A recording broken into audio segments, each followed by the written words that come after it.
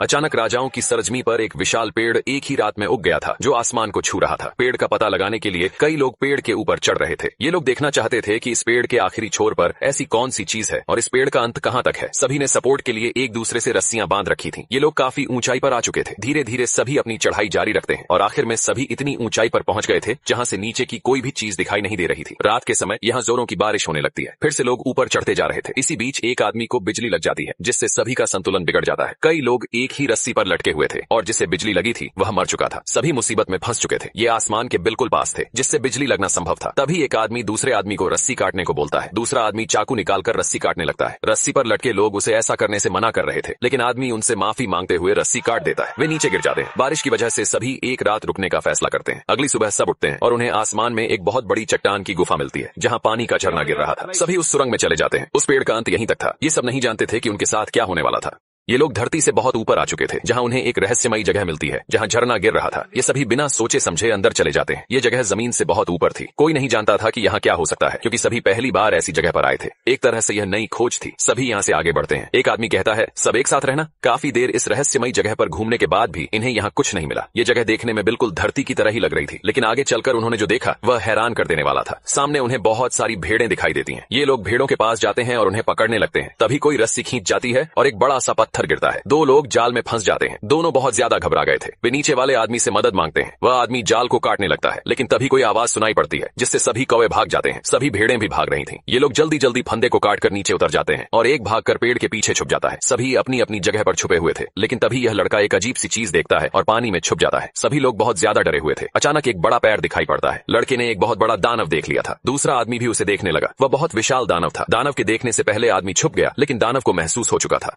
भयानक दिखने वाली यह चुड़ैल जादुई कुएं की रखवाली कर रही होती है क्योंकि उस कुएं के पानी से लोग वापस पुनर्जीवित हो सकते हैं। लेकिन जो कोई भी कुएं के पानी को बाहर निकालता है उसे इसकी भारी कीमत चुकानी पड़ती है। ये तीनों भाई अपनी बीमार माँ को ठीक करने के लिए कुएं का पानी ले जाने आए होते हैं लेकिन डायन उन्हें पानी लेने से मना कर देती है। तीनों भाई उसे समझाने की काफी कोशिश करते हैं लेकिन डायन बताती है कि उनकी माँ की मृत्यु निश्चित है और अगर वो नियम का उल्लंघन करते हैं तो उन्हें इसकी भारी कीमत चुकानी पड़ेगी। डायन फिर से वापस कुएं में चली जाती है। तीनों भाई उसकी चेतावनी को नजरअंदाज करके कुएं का पानी लेकर घर चले आते हैं और जल्दी से पानी अपनी माँ को पिला देते हैं। उनकी ना अचानक सांसें लेना शुरू कर देती हैं और आग की लपटों से जारी हुई त्वचा सामान्य होने लग जाती है। महिला अपनी आंखें खोलती है लेकिन जैसे ही उसे पता चलता है कि वो कुएं के पानी से जीवित हुई है तो वो काफी ज्यादा घबरा जाती है और तीनों भाइयों को जल्दी से कहीं चले जाने को कहती है क्योंकि उन्होंने नियम तोड़ा होता है और वो डायन उन्हें ढूंढने आने वाली होती है। लेकिन इससे पहले कि वो कहीं निकल पाते डायन उनके घर में प्रकट हो जाती है और तीनों भाइयों को नियम तोड़ने की सजा देने को कहती है।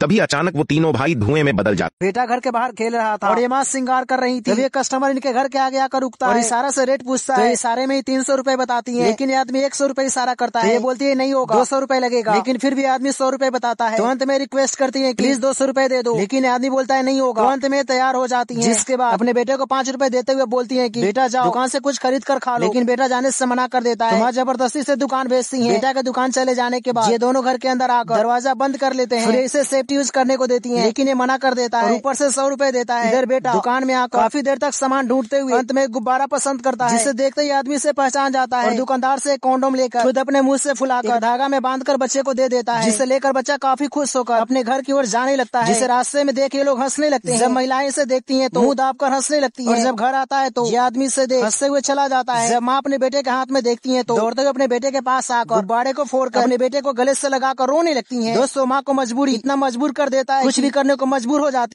आज बैंक में 1 रुपए का नया सिक्का बनकर तैयार हुआ है जो कि अपनी नई जिंदगी को पाकर बहुत खुश है। अब 1 रुपए का सिक्का एक रोशनी की तरफ जाता है जहां पर उसे एक बहुत बड़ा मार्केट नजर आता है। वहां पर वो अपने से बड़े नोट्स को देखता है जो कि उसे डराने लगते हैं। तभी वहां पर 2000 का नोट आ जाता है जिस कारण वहां पर सभी नोट्स की बोलती बंद हो जाती है। अब पूरे दिन मार्केट में कस्टमर आते जाते रहते हैं जिस कारण सभी नोट्स की बारी आती जाती रहती है मगर ये 1 रुपए का सिक्का एक कोने में उदास होकर बैठ जाता है। तभी एक कस्टमर आता है जो कि 99 रुपए की चीनी खरीदता है। सिक्का सोचता है कि अब मुझे नया मालिक मिल जाएगा मगर आदमी उसे सिक्के की जगह 1 रुपए की खट्टी टॉफी दे देता है। ये देखकर सिक्के को गुस्सा आ जाता है और मार्केट से भाग जाता है और एक गेमिंग प्लेटफॉर्म पर पहुंच जाता है जहां एक लड़का आता है जो कि अपने वॉलेट में 1 रुपए का सिक्का ढूंढता है क्योंकि मशीन सिर्फ एक सिक्के से चलती थी। तभी वहां पर उसे नीचे गिरा हुआ सिक्का मिलता है जो कि उसे मशीन में डाल देता है और मशीन चालू हो जाती है और सिक्के को भी मशीन के अंदर उसकी फैमिली मिल जाती है जिसके बाद वो बहुत खुश हो जाता है।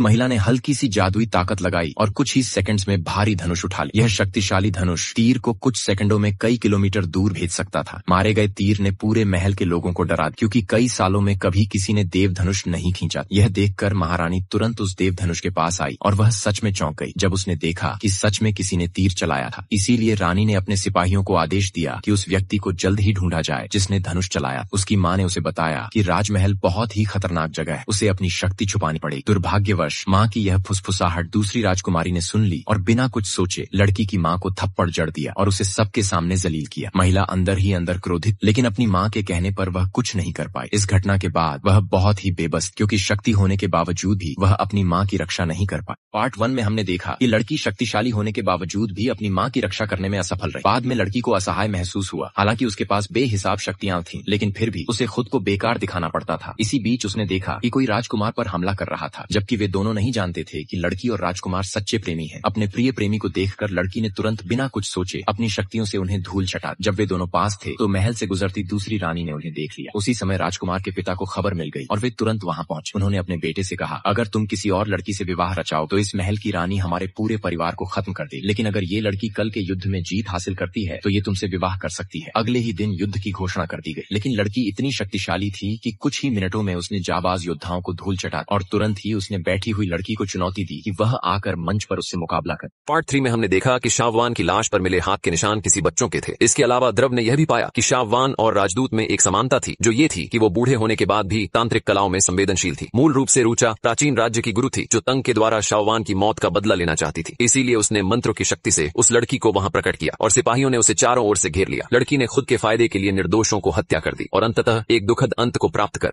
पार्ट 1 में हमने देखा कि द्रव के दरवाजे पर एक मोटे चेहरे वाली महिला खड़ी होकर गालियां दे रही है, क्योंकि महिला का बेटा छोटे द्रव द्वारा दिए गए नुस्खे के बाद मर गया। ये सुनते ही छोटा द्रव महिला के घर पहुंचा। मृतक की नारी जांची और उसकी आंखों की तलाशी ली। जल्दी ही उसे समझ आया कि महिला का बेटा विष का शिकार होकर मरा। दवा के बर्तन में बचा विशेष देखकर उसने पाया कि एक अजीब पत्ती है जो उसके अपने नुस्खे का हिस्सा नहीं है। जब वह सोच ही रहा था तो छोटा बंदर उछलकर उसके पास आया और उसके सामने इशारे करने लगा। उसके छोटे पंजे की दिशा में देखने पर जब महिला ने अलमारी खोली और पाया कि उसके अंदर एक पौधे का पैकेट था जिसमें यह पत्तियां थीं। चिकित्सा पुस्तकों में इसका उल्लेख है कि इसे चनकवोस कहा जाता है, जो कि एक जहरीला जड़ी बूटी है। परंतु एक साधारण परिवार के पास ऐसी जहरीली जड़ी बूटी क्यों रखी जा रही थी? ये सुनते ही बहू का चेहरा तुरंत बदल गया। पार्ट 1 में हमने देखा कि सिपाहियों ने निर्देशों का पालन करते हुए चारों ओर आटा फैला दिया। अब आटे के ऊपर ना दिखाई देने वाले किसी के पैरों के निशान बनते हुए दिखाई दिए। सिपाही फिर से इसका पीछा करते हुए पीले आटा का छिड़काव करने लगे। तभी अचानक एक छिपकली प्रकट हुई। सिपाहियों ने कपड़ों की मदद से अनोखी छिपकली को कसकर पकड़ लिया। यह दृश्य देखकर सभी हैरान थे कि आखिर ये है तो है क्या। राजमहल के द्रव ने कहा, शायद हमारे किसी दुश्मन ने इस राक्षस को हमारे राज्य को बर्बाद करने के लिए भेजा हो। इतना कहकर जब द्रव कमरे में गया तो उसे एक मुखौटा दिखाई दिया। बाहर आकर द्रव ने सभी को इस मुखौटे के बारे में सच्चाई बताई कि केवल रात में हमें डराने की यह एक साजिश थी। पिछले पार्ट में हमने देखा कि महिला पुराने विधि को दोहराकर दुर्लभ कीड़ा बनाने की कोशिश में थी। अब महिला के पास सबसे दुर्लभ कीड़ा है और वह इस राज्य में होने वाले प्रतियोगिता को बड़े ही आसानी से जीत लेगी। परंतु तभी कुछ लड़कियां वहां आईं जो इस महिला की बहनें ही थीं, जिससे जल्दी ही महिला ने सुनहरे कीड़े को टोकरी में छुपा दिया। जब महिला की बहनों ने दुर्लभ कीड़े के बारे में पूछा तो महिला भड़क उठी और कहने लगी कि इससे तुम्हें क्या मतलब है। लड़कियों ने कहा, तुम्हें क्या हुआ, हम तुम्हारी बहनें हैं, तुम अचानक से इतनी अजनबी क्यों हो गई। महिला ने जवाब में कहा, सबसे अच्छी बहन जो मेरे कीड़े चुरा लेगी और मुझे 10,000 सांपों वाले कुएं में धकेल कर मारना चाहेगी। पार्ट 1 में हमने देखा कि एक दयालु महिला इस कैद पर इस सांप को आजाद कर दिया और उसे सलाह दी कि आगे से सावधान रहना ताकि वो बुरे लोगों द्वारा पकड़ा ना जाए। बाद में उस महिला के जीवन को बचाने वाले उपकार का बदला चुकाने के लिए ये जानकर कि महिला गंभीर रूप से बीमार है और इलाज संभव नहीं है, जादुई सांप ने अपनी 500 साल की आंतरिक शक्ति उगल दी और महिला के मुंह में उस शक्ति को डालते ही महिला तुरंत जीवित हो गई। इधर वो सांप जैसे ही जाने की सोच रही थी तो महिला के बेटे ने उसे देख लिया। उसे लगा कि अल्लू जहरीला है और इंसानों को मार डालेगा, इसलिए उसने बिना कुछ कहे सीधे सांप को फावड़े से 2 टुकड़ों में काट दिया। महिला ने इस छोटी सांप को पहचान लिया था। ये दृश्य देखकर महिला बेहद दुखी हो गई। अचानक ही वो मरा हुआ सांप वहां से गायब हो गया। ये कहानी एक ऐसी औरत के ऊपर आधारित है जो शादीशुदा होने के बाद भी दूसरे मर्दों के साथ अफेयर करती है और वो अपने पति के सामने ही उनके साथ संबंध भी बनाती है। इसके बाद वो औरत और क्या क्या कारनामे करती है ये हम आज की इस एक्सप्लेनेशन में देखने वाले हैं। आज मैं जिस फिल्म को एक्सप्लेन करने वाला हूँ उसका नाम है डीप वाटर और ये फिल्म 2022 में रिलीज हुई थी। मूवी की शुरुआत में हम विक नाम के एक आदमी को देखते हैं जो अपनी साइकिल से पहाड़ों पर घूमकर वापस अपने घर जा रहा था। विक जब अपने घर पहुंचता है तो वहां पर उसकी वाइफ मेलिंडा सीढ़ियों पर बैठकर उसे देख रही होती है। विक मेलिंडा से पूछता है कि क्या हुआ, तो मेलिंडा उसे बोलती है कि कुछ नहीं। इसके बाद कहानी फ्लैशबैक में जाती है। यहाँ हम देखते हैं कि मेलिंडा और विक की एक छोटी सी बेटी भी है जो विक के बहुत ज्यादा क्लोज है। आज ये दोनों हस्बैंड वाइफ एक पार्टी में जा रहे थे, इसलिए विक ने अपनी बेटी का ख्याल रखने के लिए एक बेबी सिटर को बुलाया था। दूसरी तरफ मेलिंडा को समझ नहीं आ रहा था कि उसे पार्टी में क्या पहनना चाहिए, तो विक उसकी ड्रेस चुनने में मदद करता है। इसके बाद वो मेलिंडा को अपने हाथों से शूज पहनाता है। तभी मेलिंडा उसे बोलती है कि मैं तुमसे बहुत प्यार कर देता। इसके बाद वो दोनों पार्टी में पहुंच जाते हैं और वहां आते ही मेलिंडा जोल नाम के एक लड़के से फ्लर्ट करना शुरू कर देती है। फिर मेलिंडा जोल को वहीं पर ही किस करने लगती है और उन्हें ये सब करते हुए विक खिड़की से देख रहा होता है। तभी विक के पास उसकी एक फ्रेंड आती है और उसको बोलती है कि तुम्हारी वाइफ का उस लड़के के साथ अफेयर चल रहा है, इसलिए तुम्हें अपनी वाइफ से बात करनी चाहिए। पर इस पर विक उसे बोलता है कि उसकी लाइफ है और मैं उसकी लाइफ में इंटरफेयर नहीं करना चाहता।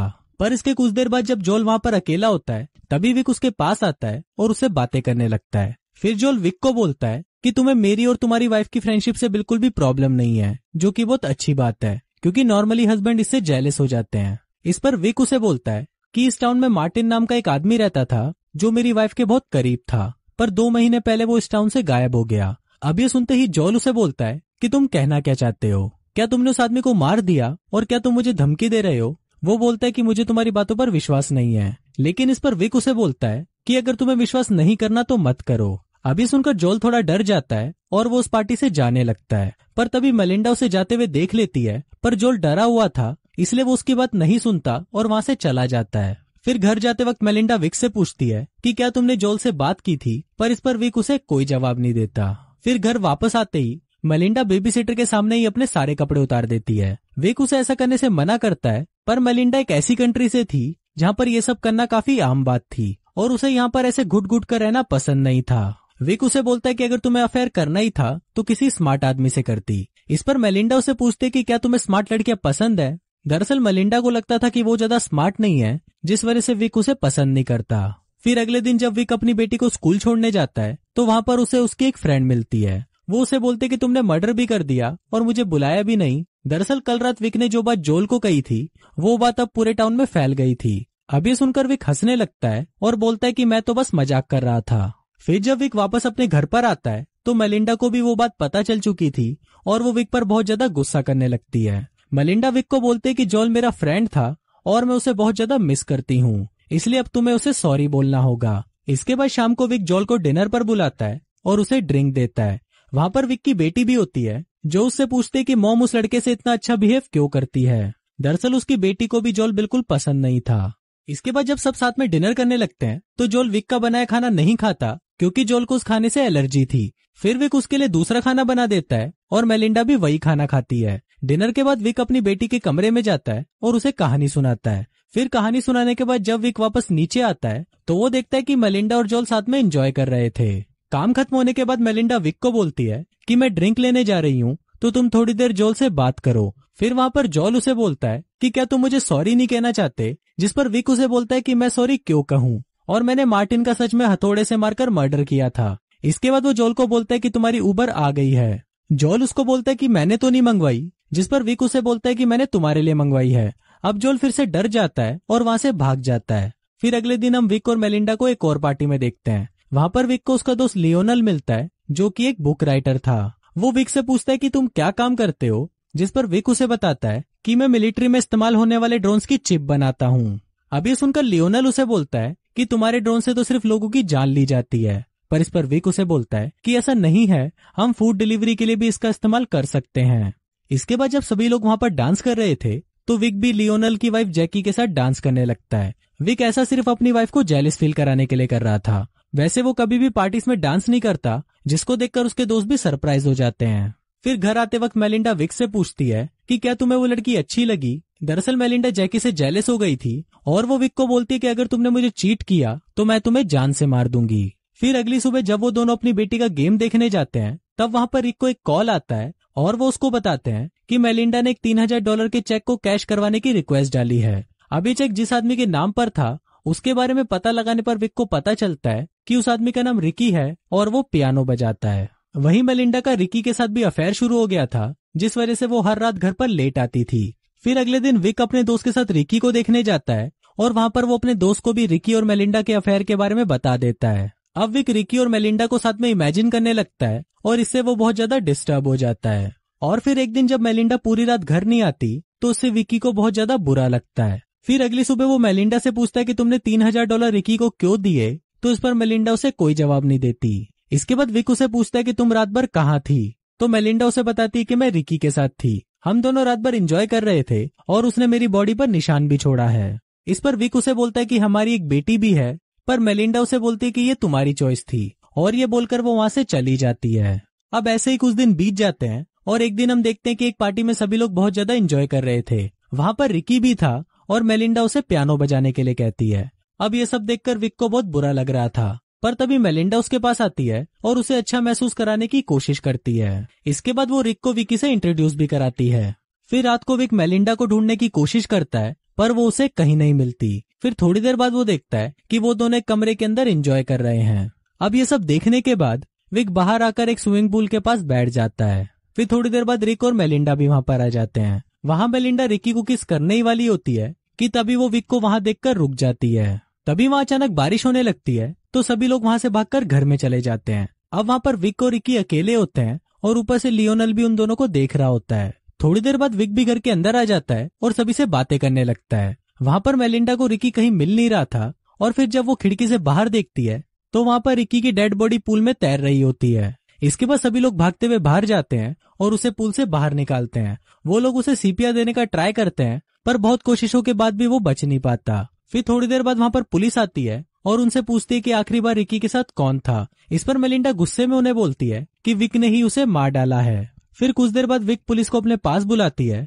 और उसे बोलती है कि तुम्हारी वाइफ और रिकी का अफेयर चल रहा था, क्या तुम्हें इस बारे में पता है? विक उसे बोलता है कि मुझे पता है और मुझे इससे कोई फर्क नहीं पड़ता। फिर पुलिस उसे डायरेक्टली पूछती है कि क्या तुमने रिकी का मर्डर किया है, जिस पर विक उसे बोलता है कि नहीं। वहीं मेलिंडा घर आते वक्त बहुत रोती है क्योंकि उसे कंफर्म था कि रिकी को विक ने ही मारा है। फिर घर आने पर विक मेलिंडा से पूछता है कि क्या तुम्हें डिवोर्स चाहिए, तो मेलिंडा उसे बोलती है कि नहीं। विक उसे बोलता है कि तुम्हें पता है कि मैंने ही रिक को मारा है, पर इस पर मेलिंडा उसे बोलते है कि तुमने उसे मेरे लिए मारा है, मतलब तुम उससे बहुत प्यार करते हो। फिर अगले दिन साइकिलिंग के दौरान विक एक कार को नोटिस करता है जो उसका पीछा कर रही थी। इसके बाद विक जब अपनी बेटी को स्कूल छोड़ने जाता है तभी वहां पर उसे जैकी मिलती है और उसे बताती है कि मेरा हस्बैंड और तुम्हारी वाइफ मिलने लगे हैं और उन्हें शक है कि तुमने ही मर्डर किया है और इसको प्रूफ करने के लिए वो दोनों साथ में कुछ कर रहे हैं। इस पर विक उसे बोलता है कि कल तुम अपने हस्बैंड को लेकर मेरे घर पर आना और मैं उससे इस बारे में बात करूंगा। इसके बाद जैकी और लियोनल विक के घर पर डिनर के लिए आते हैं और डिनर करने के बाद विक लियोनल को बोलता है कि प्लीज तुम किसी को मत बताना कि मैंने ही रिकी का मर्डर किया है। लियोनल उसे बोलता है कि मैंने ये भी सुना है कि तुमने अपनी वाइफ के पहले बॉयफ्रेंड को भी मार डाला था, पर इस पर विक उसे कुछ भी जवाब नहीं देता। फिर अगले दिन सड़क पर जाते हुए विक वही कार देखता है जो पहले उसका पीछा कर रही थी। फिर विक जब उस कार के ऑनर को ढूंढता है तो वो एक आदमी को देखता है जो मेलिंडा के साथ बैठा हुआ था। फिर विक डायरेक्टली मेलिंडा के पास जाकर बैठ जाता है और उसे पूछता है कि ये आदमी कौन है। मेलिंडा उस आदमी को एक थेरेपिस्ट बताकर विक से इंट्रोड्यूस कराती है। फिर कुछ देर तक बातें करने के बाद विक वहां से जाने लगता है तो वो उस आदमी से उसका कार्ड मांगता है, पर उस आदमी के पास कोई भी कार्ड नहीं होता, जिससे विक भी समझ जाता है कि वो आदमी एक डिटेक्टिव है और मेलिंडा और लियोनल ने उसे उसके पीछे लगाया है। फिर कुछ दिनों बाद विक मेलिंडा को एक और लड़के के साथ देखता है जिसका नाम निक होता है और वो बहुत ज्यादा अमीर होता है। अब वो दोनों जहां पर भी जाते हैं विक उनका पीछा करने लगता है। फिर एक रात जब मेलिंडा निक से फोन पर बात कर रही थी तो विक छुपकर उनकी बातें सुनने लगता है। उनकी बातों से विक को पता चलता है कि मेलिंडा और निक साथ में ब्राजील जाने का प्लान बना रहे हैं। मेलिंडा अपने साथ अपनी बेटी को भी ले जाने वाली है और फिर वो निक के साथ हमेशा के लिए वहीं पर रहेगी। फिर एक दिन मेलिंडा निक को अपने घर लंच पर बुलाती है और वहां पर कुछ देर तक बातें करने के बाद मेलिंडा निक को अपने साथ ऊपर ले जाती है और फिर वो दोनों विक के सामने ही एक दूसरे से चिपकना शुरू कर देते हैं। फिर इसके कुछ दिनों बाद विक निक से मिलता है और उसको बोलता है कि मेलिंडा तुम्हें कॉल करने की कोशिश कर रही थी और हम तुम्हें एक कंस्ट्रक्शन साइट दिखाना चाहते हैं। अब निक विक की गाड़ी में बैठकर उसके साथ जाने लगता है। रास्ते में विक उसे पूछता है कि तुमने मेलिंडा के साथ ब्रेकअप क्यों किया, जिस पर निक उसे बोलता है कि मुझे कुछ याद नहीं है। अब विक बहुत तेज गाड़ी चला रहा था जिससे निक डरने लगता है और वो मेलिंडा को कॉल करने की कोशिश करता है, पर वो लोग जंगलों के बीच में थे जिस वजह से उसके फोन में सिग्नल नहीं आ रहा था। इसके बाद विक एक जगह पर गाड़ी रोकता है और वो निक को बोलता है कि मैं और मेलिंडा यहाँ पर आते रहते हैं। इसके बाद वो एक पत्थर उठाकर निक को मारता है और फिर वो उसे पहाड़ से नीचे गिरा देता है जिससे उसकी वहीं पर मौत हो जाती है। वहीं पास में एक झरना था जिसमें वो निक को डुबा देता है। विक उसके पॉकेट में से सभी चीजें निकाल लेता है ताकि कोई भी उसे पहचान ना पाए। इसके बाद वो घर आता है और निक को मारने की खुशी में वो अपनी बेटी के साथ सेलिब्रेट करता है। तभी वहां पर मेलिंडा आती है और वो विक को बोलती है कि कल हम सब साथ में पिकनिक पे जाएंगे। फिर अगले दिन जब सभी पिकनिक पर जाते हैं तो विक वहां पर देखता है कि उसकी बेटी उसी झरने के पास जा रही है जहां पर उसने कल निक को मारा था। विक वहां पर आकर उसे रोकता है, पर तभी उसकी नजर निक की बॉडी पर पड़ती है जो अब पानी के ऊपर तैर रही थी। अब विक को किसी भी तरह उसकी बॉडी को ठिकाने लगाना था, इसलिए वो अगले दिन साइकिल लेकर वापस उसी जगह जाता है। वहीं मलिंडा जब विक को ढूंढ रही थी तभी उसे विक के सामान में निक का वॉलेट मिलता है, जिसको देखकर वो समझ जाती है कि विक ने उसे भी मार डाला है। अब मलिंडा इससे काफी अपसेट हो जाती है और वो अपने सामान को पैक करने लगती है। वहीं दूसरी तरफ विक निक की बॉडी को एक डंडे से डुबाने की कोशिश करता है, पर तभी वहां पर उसे ऐसा करते हुए लियोनल देख लेता है। अब निक की बॉडी देखकर लियोनल वहां से डरकर भाग जाता है और तभी विक उसे पकड़ने उसके पीछे जाता है। विक शॉर्टकट लेकर डायरेक्ट उसकी कार के आगे आ जाता है और विक को बचाने के चक्कर में लियोनल का बैलेंस बिगड़ता है और उसकी कार सीधा जाकर खाई में गिर जाती है। इसके बाद विक अपनी साइकिल लेकर वापस अपने घर आ जाता है और यहीं से ही हमारी फिल्म की शुरुआत भी हुई थी। वहां बैठकर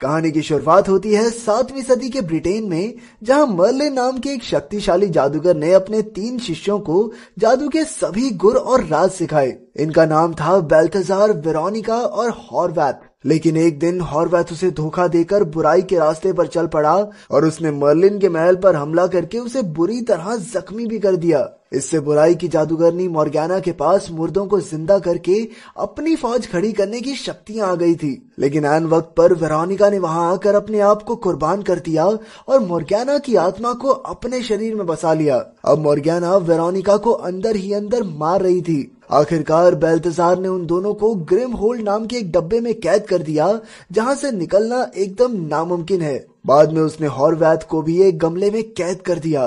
फिर मरने से पहले मर्लिन ने बेल्थेजार को एक ड्रैगन वाली अंगूठी देकर कहा कि जिसकी भी उंगली में ये पूरी आ गई वही मर्लिन का उत्तराधिकारी होगा और सिर्फ वही मॉर्गेना पूरी तरह हरा सकता है। इसके बाद हम 21वीं सदी के न्यूयॉर्क में पहुंचे, जहां 10 साल का डेव अपनी स्कूल ट्रिप पर घूमने गया था। वहीं उसे बेकी नाम की एक लड़की से प्यार हो गया, इसलिए उसने एक कागज पर अपने एहसास लिखकर बेकी को हाँ या ना में जवाब देने को कहा। जवाब लिखने के बाद बेकी ने कागज एक बेंच पर छोड़ दिया, लेकिन डेव के उठाने से पहले ही वो तेज हवा के बहाव के साथ उड़ गया। उसका पीछा करते करते डेव एक बहुत पुरानी सी दुकान में पहुंचा।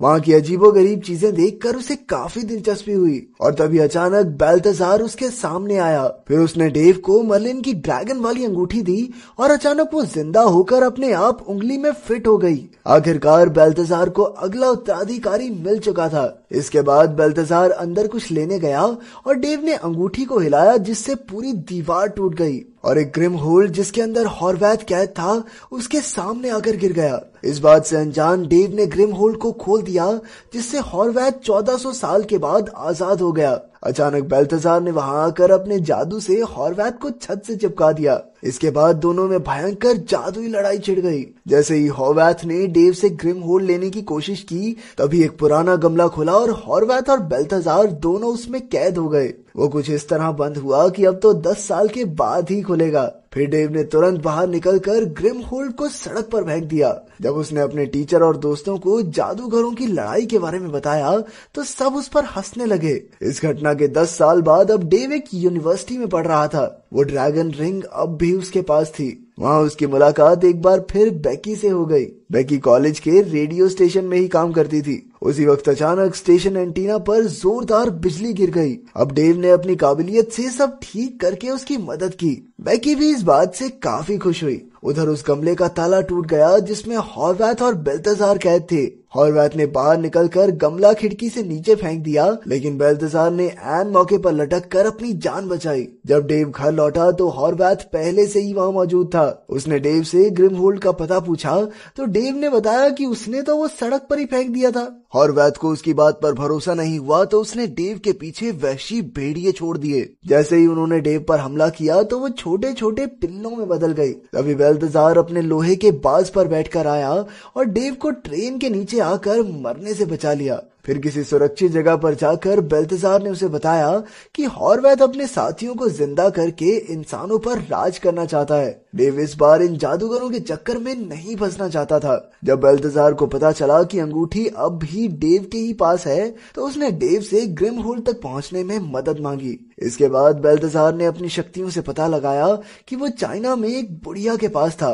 फिर वो दोनों गमला लेने पहुंचे और डेव बाहर ही रुक गया, लेकिन वहां बूढ़ी औरत का भेष बनाकर हॉर्वैथ भी मौजूद था। उसने बेल्तजार को देखते ही उस पर जोरदार जादुई वार कर दिए। फिर उसने सनलोक नाम के एक जादूगर को आजाद किया, लेकिन इससे पहले कि वो कुछ कर पाता बेल्तजार ने उसे बिल्डिंग से नीचे फेंक दिया। सनलोक ने अपनी बेल्ट की मदद से नकली ड्रैगन को असली में बदलकर डेव के पीछे लगा दिया। दूसरी ओर बेल्तजार ने हॉर्वैथ को बांधकर ग्रिमहोल्ड अपने कब्जे में लिया। आखिरकार डेव भी काफी कोशिशों के बाद अपनी अंगूठी से जादू करने में कामयाब रहा और उसने सनलोक पर आग का एक बड़ा गोला गिराकर उसे मार डाला। क्योंकि डेव को जादुई दुनिया में कोई दिलचस्पी नहीं थी तो बेल्तजार ने उससे वो ड्रैगन अंगूठी वापस मांगी और कहा कि कोई नहीं, जा बेटा घर जा, तू मैं देख लूंगा। लेकिन अब डेव का मन बदल गया था और उसने बेल्तजार को उसे जादू सिखाने को कहा। इसके बाद वो दोनों डेव की प्राइवेट लैब में पहुंचे जहां बेल्तजार ने ग्रिमहोल्ड को छिपाया और डेव को जादू सिखाने लगा। उसने बताया कि उसे जादू के लिए अपनी अंगूठी की जरूरत पड़ेगी और फिर दोनों जादू से बिजली का वार करने की प्रैक्टिस करने लगे। दूसरी ओर हॉर्वैथ भी धीरे धीरे अपनी फौज खड़ी कर रहा था। उसने मॉर्गैना के चेले ड्रेक स्टोन के पास जाकर उसकी मदद मांगी। अगले दिन डेव बेकी के साथ ट्रेन स्टेशन में था जब अचानक एक चोर ने आकर बेकी का पर्स चुरा लिया, लेकिन डेव ने अपने नए सीखे जादू से उसे जैसे तैसे बेहोश किया और बेकी को उसका पर्स लौटाया। उसके इस कारनामे से बेकी बहुत इम्प्रेस हो गई, क्योंकि उसके हिसाब से एक हट्टे कट्टे चोर का मुकाबला करना डेव के बस की बात तो नहीं थी। इसके बाद डेव ने उसे अपनी लैब में बुलाया। बेकी के सामने डेव ने बेल्तजार को अपना दूर का चाचा बताया। फिर उसने अपनी बनाई एक मशीन की मदद से बिजली की आवाजों से वही गाना बजाना शुरू किया जो बेकी को बेहद पसंद था। ये देखकर तो बेकी के होश ही उड़ गए। खैर अगले दिन यूनिवर्सिटी के बाथरूम में ड्रेक ने डेव पर हमला कर दिया और हॉर्वैथ ने उसे जान से मारने की धमकी भी दी।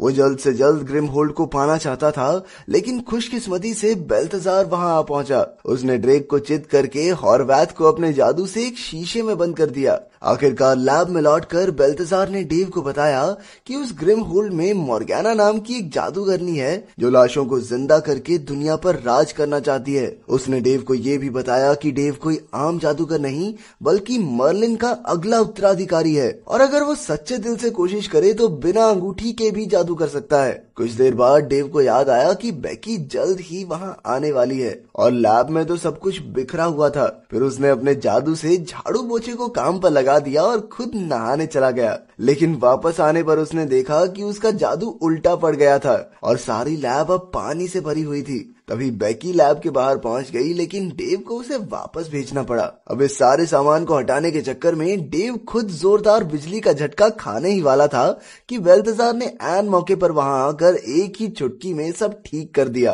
बेल्तजार ने उसे डांटते हुए कहा कि अपने काम के लिए जादू का इस्तेमाल करना ठीक नहीं है। अब डेव हर बात पर उसके नियमों से तंग आ चुका था, इसलिए वो बेल्तजार का साथ छोड़कर लैब से बाहर निकल गया। दूसरी ओर हॉर्वैथ ने डेव की जानकारी निकालकर उसकी लैब का पता लगा लिया था। चलते चलते डेव एक रेस्टोरेंट में बेकी से मिला। बेकी ने कहा कि वो डेव से बिल्कुल नाराज नहीं है, बल्कि अब तक डेव ने जो भी उसके लिए किया उसके लिए वो बहुत शुक्रगुजार है। उधर हॉर्वैथ और ड्रेक लैब तक पहुंच गए थे और ड्रेक ने डेव का भेष बनाकर बेल्तजार को बंदी बना लिया। उसके बाद हॉर्वैथ ने अपने जादू से ग्रिमहोल्ड को ढूंढ निकाला। फिर हमें पता चला कि आखिर हॉर्वैथ ने मर्लिन को धोखा क्यों दिया। असल में बेल्तजार और हॉर्वैथ शुरुआत से ही बहुत अच्छे दोस्त हुआ करते थे। उन दोनों को ही वेरोनिका से प्यार था, लेकिन आखिरकार वेरोनिका ने बेल्तजार को चुना, जिससे हॉर्वैथ का दिल टूट गया और वो मॉर्गैना का साथ देने बुराई के रास्ते पर निकल गया। खैर अचानक बेल्तजार ने खुद को आजाद किया, लेकिन हॉर्वैथ ने कई चाकुओं से उस पर वार किए। खुशकिस्मती से डेव ऐन वक्त पर वहां पहुंच गया और उसने चाकू हवा में ही रोक दिए। इसके बाद हॉर्वैथ और ड्रेक एक गाड़ी में बैठकर वहां से भाग निकले और डेव भी बेल्तजार के साथ उनका पीछा करने लगा। इसी भागा दौड़ी में हॉर्वैथ ने सड़क पर मौजूद सभी गाड़ियों को टैक्सीज में बदल दिया ताकि डेव उन्हें ढूंढ न पाए, लेकिन डेव ने भी अपने जादू से उनकी गाड़ी हिला दी और उनका पीछा करने लगा। लेकिन फिर हॉर्वैथ ने बड़ी चालाकी से उन्हें एक शीशे के अंदर कैद कर दिया। जैसे जैसे बेल्तजार ने गाड़ी को शीशे से से आजाद किया, लेकिन तभी हॉर्वैथ के जादू से उनकी गाड़ी को एक ट्रक ने कुचल दिया। साथ ही हॉर्वैथ ने ग्रिमहोल्ड हासिल करने के बाद ड्रेव को मारकर उसकी शक्तियां छीन ली, जिससे वो अगले शैतान को जिंदा कर सके। इसके बाद उसने एबिगेल नाम की एक शैतानी जादूगरनी को जिंदा करके बेकी को अगवा करने को कहा। काम पूरा होने के बाद हॉर्वैथ ने एबिगेल को भी बेरहमी से मारकर उसके गले का हार चुरा लिया। दूसरी ओर डेव और बेल्थेजार ग्रिमहोल्ड की तलाश में ड्रेक के अड्डे पर पहुंचे। जब डेव ग्रिमहोल्ड को ढूंढ रहा था तो बेल्थेजार एक जादुई गलीचे में धंसने लगा। दरवाजे तक पहुंचने पर डेव ने देखा कि बेकी तो हॉर्वैथ के कब्जे में थी। हॉर्वैथ ने कहा कि अगर डेव उसे ग्रिमहोल्ड और वो ड्रैगन वाली अंगूठी दे देगा तो बेकी की जान बच सकती है। बेकी को बचाने के लिए डेव मान गया। तब तक बेल्थेजार भी गलीचे से आजाद होकर वहां पहुंच गया। अब उसे खुद ही हॉर्वैथ का सामना करना होगा, क्योंकि अंगूठी के बिना डेव तो अभी जादू नहीं कर पाता था। फिर डेव ने बेकी को जादुई दुनिया के बारे में सारा सच बताया और बेकी भी उसका साथ देने के लिए तैयार हो गई। अब डेव ने अपने एक दोस्त को बुलाकर बेल्थेजार की गाड़ी में टेस्ला कॉइल्स लगाई। तभी उसे गले का हार और एक कागज मिला जिस पर बेल्थेजार ने लिखा था कि ये हार वेरोनिका को दे देना। इसके बाद वो बैटरी पैक की तरफ निकल गए, जहां हॉर्वैथ जल्द ही मॉर्गैना को आजाद करने वाला था। जब मॉर्गैना ग्रिमहोल्ड से बाहर आई तो वो अब भी वेरोनिका के शरीर में थी। फिर उसने तुरंत मुर्दा शैतानों को जिंदा करने के लिए जादुई मंत्र पढ़ने शुरू किए। वो आसमान में काफी बड़ा जादुई गोला बना रही थी, जिस पर डेव की भी दूर से ही नजर पड़ी। उसने तुरंत बेकी को बिल्डिंग की छत पर जाकर एंटीना मोड़ने को कहा, जिससे वो जादुई गोला ना बन सके। उधर बेल्थेजार भी पार्क में आ पहुंचा और हॉर्वैथ और उसके बीच भयंकर लड़ाई छिड़ गई। इसी दौरान मॉर्गैना पूरी दुनिया के शैतानों को जिंदा करने में लगी थी। फिर हॉर्वैथ ने स्टील से बने एक बहुत बड़े सांड को जिंदा करके बेल्थेजार के पीछे छोड़ दिया, लेकिन डेव ने ऐन वक्त पर आकर अपनी गाड़ी से हॉर्वैथ पर बिजली के वार किए। उसी समय बेल्थेजार के बनाए एक लोहे के बाज ने आकर सांड को धूल चटा दी। उधर मॉर्गैना का जादुई गोला पूरा होने ही वाला था कि बेकी ने एंटीना घुमा दिया, जिससे मंत्र उल्टे पड़ गए और मॉर्गैना बेहोश हो गई। आखिरकार बेल्थेजार ने मॉर्गैना की आत्मा को वेरोनिका के शरीर से निकालकर अपने शरीर में समा लिया। इसके बाद उसने डेव से कहा कि वो उसे ग्रिमहोल्ड में कैद कर दे, लेकिन वेरोनिका ने इसके लिए मना कर दिया। अचानक मॉर्गैना ने बेल्थेजार का शरीर छोड़ा और अब वो अपने शरीर में उनके सामने खड़ी थी। उसने उन सब की तरफ एक जबरदस्त आग का गोला फेंका, लेकिन डेव बिना अंगूठी के भी उसे रोकने में कामयाब रहा। फिर जब मॉर्गैना वेरोनिका पर वार कर रही थी तो बेल्थेजार ने बीच में आकर बिजली के झटके अपने ऊपर ले लिए। अब मॉर्गैना डेव पर भी लगातार हमले कर रही थी, लेकिन डेव अपने बनाए सुरक्षा कवच में किसी तरह बचा रहा। फिर उसने गुस्से में पास के सभी ट्रांसफॉर्मर्स पर वार करना शुरू कर दिया। आखिरकार उसने पूरी बिजली को इकट्ठा करके मॉर्गैना की तरफ मोड़ दिया, जिससे वो कुछ ही पलों में जलकर खाक हो गई। डेव ने पीछे मुड़कर देखा तो बेल्थेजार मर चुका था। आखिरकार उसने अपने सबसे खास जादू का इस्तेमाल किया और वो बेल्थेजार को फिर से जिंदा करने में कामयाब रहा। वेरोनिका और बेल्थेजार इतने सालों के इंतजार के बाद फिर से एक हो गए। इतने में बेकी भी वहां पहुंच गई। उसने अपने प्यार का इजहार किया और बताया कि 10 साल पहले भी उसने कागज पर हाँ ही लिखा था। कहानी की शुरुआत होती है 150 साल पहले इंग्लैंड के एक गांव से, जिसका नाम वॉल था। दरअसल ये नाम इसलिए पड़ा क्योंकि इस गांव के इर्द गिर्द एक बहुत लंबी दीवार थी। गांव में किसी को भी इस दीवार को पार करना सख्त मना था, क्योंकि ये माना जाता था कि उसके पार बेहद खूंखार और खतरनाक जीव रहते हैं। तभी एक लड़का वहां आकर दीवार के उस पार जाने के लिए गार्ड से बहस करने लगा। गार्ड के लाख मना करने के बावजूद भी वो चुपके से दीवार के उस पार निकल ही गया। थोड़ा दूर चलते ही वो एक गांव में पहुंचा जहां कई अजीबोगरीब चीजें मौजूद थी। तभी उसकी मुलाकात एक लड़की से हुई, जिसने उसे एक फूल देकर कहा कि ये बुरे साए को दूर भगाएगा। तभी अचानक लड़के की नजर उस लड़की के पैरों पर पड़ी, जिन्हें एक मोटी जंजीर से बांधा गया था। पूछने पर लड़की ने बताया कि वो एक राजकुमारी है और ये जंजीर तो एक चुड़ैल ने बांधी थी, और जब तक वो चुड़ैल मर नहीं जाती तब तक वो इस जंजीर से आजाद नहीं हो सकती। ये सुनकर लड़के ने कहा, beautiful girl, why fear when I hear? 1 minute में तोड़ दूंगा जंजीर। उसने जंजीर काट डाली, लेकिन उसी पल वो फिर से जुड़ गई। खैर, इसके बाद उन दोनों ने मजे से वो शाम साथ गुजारी और बाद में लड़का वापस अपने घर लौट आया। इस घटना के ठीक 9 महीने बाद दीवार का गार्ड उस लड़के के घर आया और उसे एक टोकरी दी, जिसके अंदर एक बच्चा मौजूद था। असल में ये बच्चा उसे राजकुमारी से हुआ था। उस आदमी ने बच्चे का नाम ट्रिस्टन रखा। इसी तरह देखते देखते कई साल गुजरे और ट्रिस्टन अब 18 साल का हो गया। ट्रिस्टन विक्टोरिया नाम की एक लड़की को दिलो जान से चाहता था, लेकिन विक्टोरिया को उसमें कोई खास दिलचस्पी नहीं थी। इसके बाद हम उसी जादुई गांव को देखते हैं जहां का राजा अपनी आखिरी सांसें गिन रहा था। राजा के बेटे गद्दी के लिए एक दूसरे के खून के प्यासे थे, इसलिए मरने से पहले राजा ने अपने गले का लॉकेट निकाला जिसमें एक हीरा था। उसने कहा कि जिसके छूते ही ये हीरा एक लाल रूबी में बदल जाएगा वही यहाँ का राजा बनने का हकदार होगा। उसी पल वो लॉकेट आसमान में उड़कर एक तारे से टकरा गया। जैसे ही वो वापस गांव में गिरा तो उसे गिरते हुए ट्रिस्टन और विक्टोरिया भी देख रहे थे। ट्रिस्टन ने कहा, विक्टोरिया डार्लिंग, अगर मैं तुम्हारे लिए ये टूटा हुआ तारा ले आऊं तो क्या तुम मेरी परमानेंट गर्लफ्रेंड माने वाइफ बनोगी? विक्टोरिया ने भी हंसकर हाँ कह दी और अपने घर लौट आई। अब हमारा प्यार का मारा ट्रिस्टन सीधा दीवार के पास पहुंचा, लेकिन गार्ड ने उसे पीट कर भगा दिया। तभी उसे पता चला कि उसके पिता ने भी 18 साल पहले ये दीवार पार की थी। जब वो घर पहुंचा तो उसने इस बारे में अपने पिता से पूछा और उन्होंने बताया कि दीवार के उस पार तुम्हारी माँ भी रहती है। ये सुनकर ट्रिस्टन काफी खुश हुआ। इसके बाद उन्होंने उसे एक खत दिया जो 18 साल पहले उसकी माँ ने भेजा था। उस खत के साथ एक मोमबत्ती भी थी। उसकी माँ ने लिखा था कि इसके सहारे वो उस दुनिया में आकर अपनी माँ से मिल सकता है। मोमबत्ती को जलाते हुए ट्रिस्टन ने उसी तारे के बारे में सोचा और पलक झपकते ही वहाँ पहुँच भी गया। लेकिन वहाँ कोई तारा नहीं बल्कि एक लड़की थी जिसके गले में वही हीरे का लॉकेट था जो राजा ने मरने से पहले छोड़ा था। फिर उस लड़की ने कहा कि उसका नाम वेन है और वो असल में एक टूटा हुआ तारा है। ये सुनते ही ट्रिस्टन ने उसे कैद कर लिया और कहा कि वो उसे विक्टोरिया को तोहफे में देगा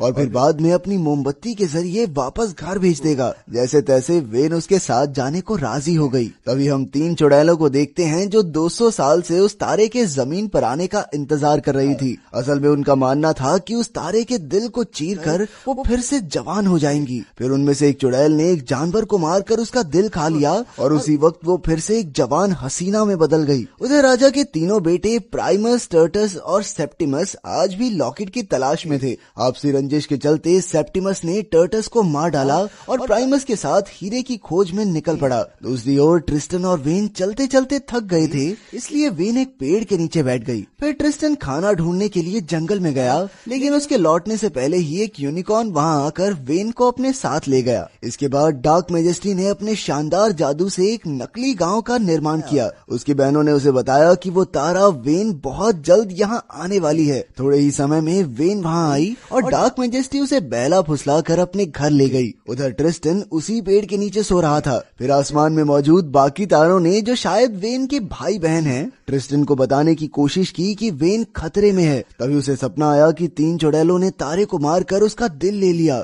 जैसे ही उसकी आंख खुली तो उसे प्राइमस दिखाई दिया। प्राइमस ने उसे अपने तांगे में लिफ्ट तो दे दी, लेकिन ज्यादा बारिश होने की वजह से उन्हें गांव में रुकना पड़ा। ये वही गांव था जो उस चुड़ैल ने अपने जादू से बनाया था। डार्क मैजेस्टी वेन को मारने ही वाली थी, लेकिन तभी प्राइमस वहां आ गया, जिसके बाद उसने सोचा कि पहले इसको रास्ते से हटाती हूँ, उसके बाद मारूंगी। तभी एक खूबसूरत लड़की प्राइमस के पास शराब लेकर आई, लेकिन प्राइमस ठहरा सख्त लौंडा तो उसने शराब पीने से साफ मना कर दिया। इसके बाद वो ग्लास लेकर ट्रिस्टन के पास पहुंची, लेकिन जैसे ही ट्रिस्टन उसे पीने वाला था तभी उस यूनिकॉर्न ने आकर उसके हाथ से ग्लास गिरा दिया। इससे ट्रिस्टन को एहसास हुआ कि वेन जरूर आसपास ही मौजूद है। वो तुरंत उस घर की तरफ दौड़ा, लेकिन वहां जाकर उसने देखा कि डार्क मैजेस्टी ने प्राइमस को मार डाला था। फिर वो वेन को मारने के लिए आगे बढ़ी, लेकिन ऐन वक्त पर ट्रिस्टन ने अपनी मोमबत्ती जलाई और वो दोनों गायब होकर एक बादल में अटक गए। असल में वो मोमबत्ती उसका इस्तेमाल करने वाले को उसी जगह ले जाती थी जिसके बारे में वो सोच रहा होता था, लेकिन क्योंकि वो दोनों अपने अपने घर के बारे में सोच रहे थे, इसलिए वो बीच में ही फंस गए, जहाँ उन्हें कुछ समुद्री डाकुओं ने दुश्मन समझकर अगवा कर लिया। लेकिन बाद में उनके सरदार ने उन पर दया करके ट्रिस्टन को थोड़ी तलवारबाजी सिखाई और उन्हें पास वाले टापू पर छोड़ दिया। फिर चलते चलते उनकी मुलाकात एक दूसरी चुड़ैल से हुई और उन्होंने उससे मदद मांगी। तभी अचानक चुड़ैल की नजर उस फूल पर पड़ी जो ट्रिस्टन के पिता ने उसे दिया था। उसने कहा कि अगर वो उसे फूल दे देगा तो वो उसे गांव तक ले जाएगी। जैसे ही ट्रिस्टन ने उसे फूल दिया तो चुड़ैल ने जादू से उसे एक चूहे में बदल दिया। तभी वेन उस पर चिल्लाने लगी, बेशरम चुड़ैल, ये क्या कर दिया तूने? ये चुड़ैलों भरोसा करना ही नहीं चाहिए। लेकिन वो चुड़ैल उसे देख या सुन नहीं पा रही थी। वेन इस चीज का फायदा उठाकर तांगे में बैठकर गांव के बाजार तक पहुंच गई। फिर जब चुड़ैल ने जादू से चूहे को ट्रिस्टन बनाया तो वेन चुपके से उसे भगाकर एक होटल में ले आई। दूसरी ओर सेप्टिमस समुद्री डाकुओं से मिलने गया और ट्रिस्टन और वेन के बारे में पूछा, लेकिन डाकुओं ने उसे उनका पता देने से साफ इनकार कर दिया। वो अकेला था और डाकू काफी सारे, तो सेप्टिमस भी मौका देखकर वहाँ से भाग निकला। अब वो गांव की तरफ बढ़ रहा था और दूसरी ओर डार्क मैजेस्टी भी वहाँ आने वाली थी। इतने समय तक उसके साथ रहकर वेन मन ही मन में ट्रिस्टन को चाहने लगी थी। इसी तरह रात गुजर गई और सुबह होते ही ट्रिस्टन वेन के कुछ बाल काटकर विक्टोरिया को देने के लिए निकल गया। लेकिन तभी उसने देखा कि वो बाल चमकते हुए पाउडर में बदल गए थे। वो समझ चुका था कि वेन जादुई दुनिया को छोड़कर दीवार के इस पार आएगी तो मारी जाएगी। अब वो तुरंत वेन की ओर भागने लगा, लेकिन दूसरी ओर वेन नींद से उठकर होटल से निकल चुकी थी। वो गांव की दीवार के उस पार जाने ही वाली थी कि ऐन वक्त पर ट्रिस्टन की माँ ने वहाँ आकर उसे बताया कि अगर उसने दीवार पार की तो वो एक पत्थर में बदल जाएगी। तभी डार्क मैजेस्टी भी वहाँ आ गई और उसने उस चुड़ैल को मार डाला जो उसकी बहन थी। उसके मरते ही ट्रिस्टन की माँ बेड़ियों से आजाद हो गई। लेकिन अब डार्क मैजेस्टी उसे और वेन को पकड़कर अपने महल में ले आई। कुछ ही पलों में ट्रिस्टन दीवार के पास पहुंचा और उसने गार्ड से वेन के बारे में पूछा, जिसने उसे बताया कि एक काले कपड़ों वाली औरत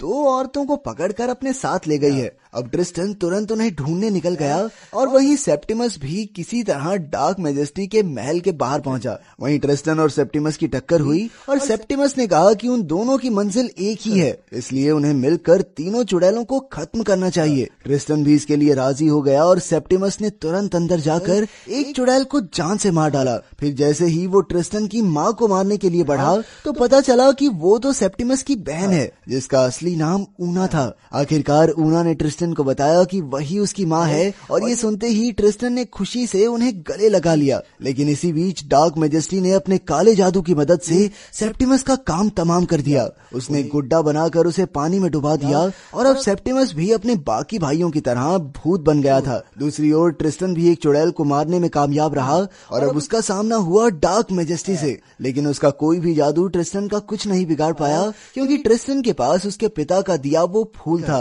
ये फूल उसने चुड़ैल को मारकर वापस ले लिया था। तभी अचानक डार्क मैजेस्टी ने जादू करके सेप्टिमस की लाश से ट्रिस्टन पर हमला करवाया, लेकिन ट्रिस्टन ने अपनी बहादुरी से उसे भी खत्म कर दिया। वो भागकर वेन के पास पहुंचा, लेकिन डार्क मैजेस्टी भी मौका देखकर तलवार की मदद से ट्रिस्टन को मारने ही वाली थी, लेकिन इसके बदले उसने वेन को आजाद कर दिया। आखिरकार डार्क मैजेस्टी ने कहा कि अब वेन का दिल उसके किसी काम का नहीं, क्योंकि उसकी बहनें तो मर ही चुकी हैं, तो वो इतने साल अकेली जीकर क्या करेगी। जैसे ही वेन और ट्रिस्टन वहाँ से निकले तो अचानक सारे दरवाजे बंद हो गए। असल में ये डार्क मैजेस्टी का ही एक प्लान था। वो जानती थी कि तारे अपनी जिंदगी में सिर्फ एक बार ही प्यार करते हैं और ये काफी हद तक साफ था कि वेन ट्रिस्टन से प्यार करने लगी थी। अगर ट्रिस्टन उसकी आंखों के सामने मर गया तो वेन का दिल अपने आप ही चकनाचूर हो जाएगा, जिसके बाद वो डार्क मैजेस्टी के किसी काम का नहीं। अब जैसे ही वो उन दोनों पर हमला करने के लिए बढ़ी तो वेन ने ट्रिस्टन को जोर से गले लगा लिया। उसी पल वेन सूरज की तरह चमकने लगी, जिसकी रोशनी से डार्क मैजेस्टी मिट्टी में मिल गई। इस पर वेन ने जवाब दिया कि ये ट्रिस्टन की वजह से ही मुमकिन हो पाया है, क्योंकि जब एक हीरे को उसका सच्चा प्यार मिल जाता है तब जाकर वो इतना चमकता है। फिर ट्रिस्टन की नजर उस हीरे पर पड़ी और जैसे ही उसने हीरा उठाया तो वो एक रूबी में बदल गया। फिर उसकी माँ ने उसे बताया कि ये हीरा उसके पिता छोड़कर गए थे। उन्होंने कहा था कि जो भी उसे रूबी में बदलेगा वो ही अगला राजा होगा। इसके बाद ट्रिस्टन और वेल उस जादुई दुनिया के राजा रानी बन गए। उन्होंने वॉल गांव में रहने वालों को भी यहाँ आने की इजाजत दी और इसी तरह 18 साल बाद ऊना भी अपने पति से मिल पाई। फिर उसने ट्रिस्टन और वेन को वही मोमबत्ती तोहफे में दी। इसी तरह कई साल बीत गए, लेकिन वो दोनों कभी बूढ़े नहीं हुए। आखिरकार जब वो परनाना परनानी बने तो उसी मोमबत्ती के इस्तेमाल से तारे बनकर आसमान में चले गए और अपनी खुशहाल जादुई दुनिया को देखते रहे। एक आदमी ने निर्दयता से दुनिया के सबसे सुंदर बाल काट दिए। सुनहरे बाल भूरे हो गए। लंबी बालों वाली राजकुमारी छोटी बालों वाली बन गई। लंबी बालों वाली राजकुमारी के बाल जन्म से सुनहरे थे और रात में चमकते थे। एक खुरदुरा बूढ़ा हाथ एक लट को पकड़ता है और वह हाथ अचानक कोमल हो जाता है। झुर्रियों वाला चेहरा तुरंत जवान हो जाता है। उसने एक लट को काट दिया और वह लट अचानक काली हो गई। चुड़ैल की त्वचा तेजी से बूढ़ी हो रही थी। असल में राजकुमारी से दूर होते ही सुनहरे बालों का प्रभाव हो जाता है। चुड़ैल ने हमेशा जवान रहने के लिए राजकुमारी को उठा लिया। छोटी राजकुमारी के बालों का जादुई गुण एक फूल की वजह से था। बहुत समय पहले आकाश से एक किरण गिरी। उस किरण में एक सुनहरा फूल खिला। एक चुड़ैल ने पाया कि अगर वह इस सुनहरे फूल के सामने गाना गाए तो वह मृतकों को जीवित कर सकती है और हमेशा जवान रह सकती है। यह निश्चित रूप से खजाना था। चुड़ैल ने उस फूल को छिपा दिया। उस फूल से वह लंबे समय तक जीवित रही। 1000 साल बाद एक देश की रानी प्रसव से पहले अचानक गंभीर रूप से बीमार हो गई। राजा को सुनहरे फूल की खबर मिली और उसने सैनिकों को हर जगह खोजने भेजा। अंत में सैनिकों ने सुनहरे फूल को ढूंढ कर ले आए। राजा ने सुनहरे फूल का सूप बनाकर महारानी को पिला दिया। उस फूल ने रानी को न केवल बचाया बल्कि उसे सुनहरे बालों वाली राजकुमारी भी दी। बेटी के जन्म का जश्न मनाने के लिए राजा ने आकाशदीप जलाए और राजकुमारी को सुंदर आशीर्वाद दिया। इस बात को जानकर चुड़ैल ने राजकुमारी को चुरा लिया और सफेद टॉवर में छिपा दिया। चुड़ैल टॉवर में चमकते सुनहरे बालों को कंघी करती और गाना गाती। सुनहरे बालों की चमकती रोशनी ने झुर्रियों वाले चेहरे को जवान बना दिया। उसने राजकुमारी को फूल की तरह माना और बाहर नहीं जाने दिया। इस तरह राजकुमारी चुड़ैल की बच्ची बन गई और हमेशा टॉवर में बंद रही। समय बीतता गया और 18 साल बाद राजकुमारी और आकर्षक हो गई, लेकिन उसने कभी बाहर कदम नहीं रखा।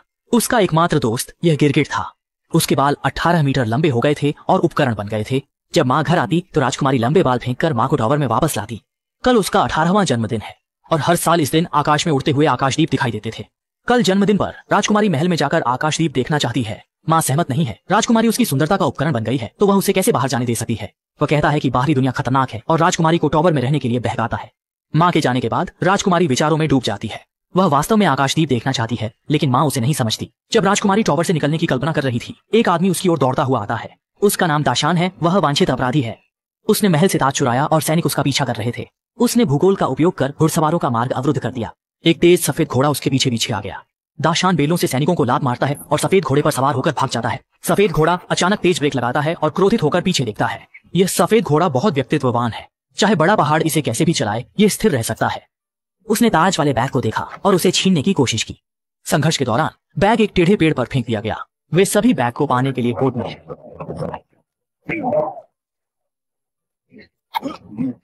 दाशान ने देखा कि सफेद घोड़ा पहले पेड़ तक पहुंच गया तो वह उसके ऊपर से कूद गया। गुस्से में सफेद घोड़ा बड़े पहाड़ को गिराना चाहता था।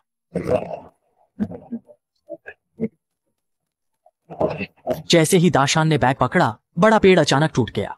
सफेद घोड़ा और बड़ा पहाड़ दोनों खाई में गिर गए।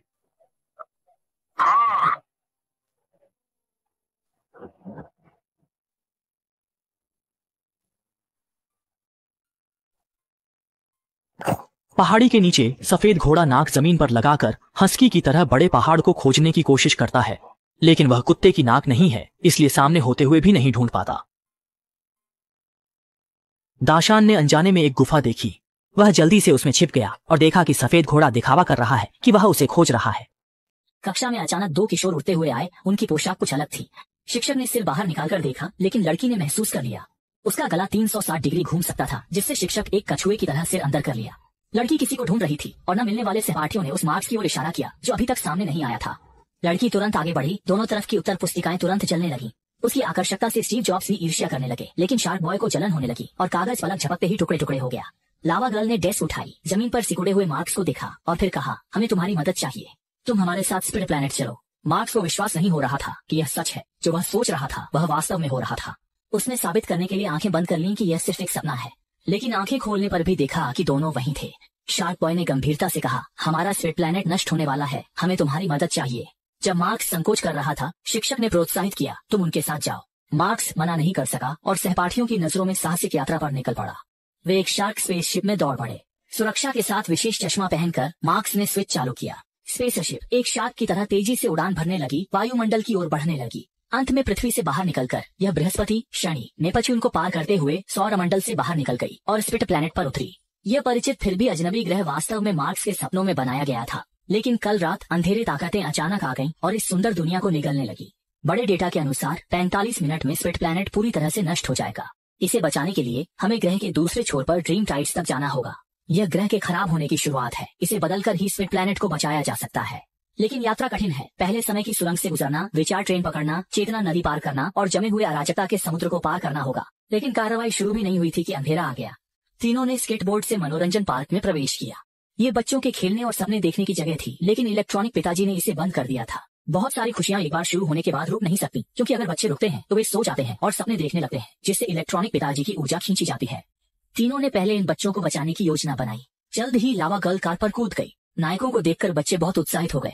कार को रोकने के लिए उसने बड़ी मात्रा में लावा उगला। शार्क बॉय ने भी पीछे से खींचने की पूरी कोशिश की। दोनों के सहयोग से रोलर कोस्टर आखिरकार रुक गया। बच्चों के सुरक्षित निकलने के बाद तीनों फिर से रोलर कोस्टर पर बैठ गए। इलेक्ट्रॉनिक डैड को रोकना था। डैड को ग्रह में रोशनी लानी चाहिए थी, लेकिन उसने केवल अंधेरा लाया। रोमांचक सवारी के बाद तीनों इलेक्ट्रॉनिक डैड के कंट्रोल रूम पहुंचे। डैड ने तुरंत पावर प्लग को उन पर हमला करने का आदेश दिया। शार्क बॉय मुकाबला नहीं कर सका। प्लग ने उसे जमीन पर पटक कर झटका दिया। लड़की ने मुट्ठी बांध ली और उसके शरीर में ऊर्जा बहने लगी। फिर वह उड़कर ऊंचे मंच पर पहुंची और लावा हमला शुरू किया। जल्द ही डैड बेहोश हो गया। जैसे ही लावा गर्ल ने सतर्कता छोड़ी, डैड ने अचानक आंखें खोली। उसके हाथों से शक्तिशाली बिजली निकली और लावा गर्ल को उड़ा दिया। इलेक्ट्रॉनिक डैड ने तीनों को पकड़ लिया और उन्हें ड्रीम ग्रेवयार्ड में भेज दिया। यहाँ मार्क्स ने अपने द्वारा भूले हुए रोबोट को देखा। उसने बताया कि स्पिट प्लैनेट को बचाने का रहस्य सपनों में छिपा है, लेकिन यहाँ केवल बुरे सपने आते हैं। केवल मिल्क कुकी कंट्री में अच्छे सपने देखे जा सकते हैं। तीनों को भेजने के लिए रोबोट ने अपनी एकमात्र चलने वाली आंख और मुंह का उपयोग करके उन्हें विचार ट्रेन पर भेज दिया। तीनों की गड़बड़ियों के कारण ट्रेन नियंत्रण खो बैठी और उन्हें कूदना पड़ा। भाग्य के अजीब संयोग से वे मिल्क कुकी कंट्री में आ गए। उनका लैंडिंग स्पॉट दूध की नदी में तैरती एक कुकी थी। उन्हें लगा यहाँ सुरक्षित है, लेकिन पीछे से दो विशालकाय व्यक्ति आ गए। एक विशालकाय ने कुकी को उठाया और जैसे ही वह मुंह में गई, तीनों ने बाहर कूदकर अपनी जान बचाई। फिर मार्क्स ने सपना देखना शुरू किया। शुरुआत में सपना अच्छा था। उसने शार्क बॉय के लिए एक मोटरसाइकिल बनाई, लेकिन फिर यह बुरे सपने में बदल गया।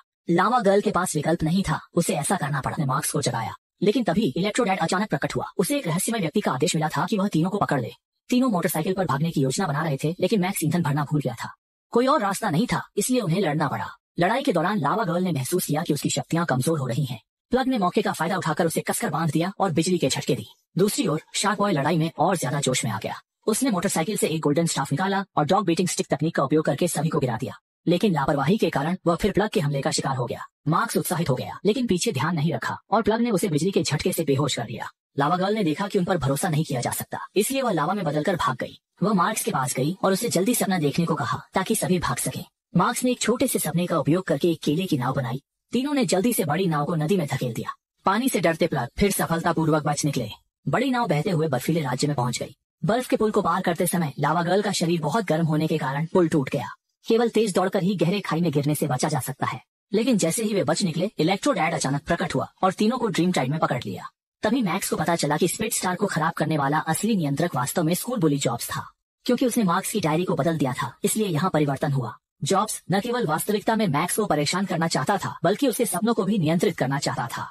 कुछ ताने मारने के बाद तीनों को पिंजरे में बंद कर दिया और वह मार्क्स के सबसे कीमती सपने को पूरी तरह से नष्ट करने के लिए अपना सपना जारी रखना चाहता था। लड़का अचानक नुकीले दांत दिखाकर पिंजरे की ओर काटने लगा। मोटी लोहे की खंभा टूट गया और फिर उसे थूक दिया गया। उग्रता में वह न केवल काट रहा था, बल्कि अपने मुक्कों से लोहे की सलाखों को भी मार रहा था। मजबूत लोहे के पिंजरे को फाड़कर एक बड़ा छेद कर दिया गया। गुस्सा निकालने के बाद वह शांत हो गया। फिर तीनों सपनों के घोंसले में वापस चढ़ गए। मार्क्स सोते हुए जॉब्स के पास आया और अपनी डायरी वापस ले ली। उसमें उसने पाया कि क्रिस्टल स्टार सपनों को जमा कर सकता है, जिससे लाल ग्रह को बचाने के लिए अधिक समय मिल सकता है।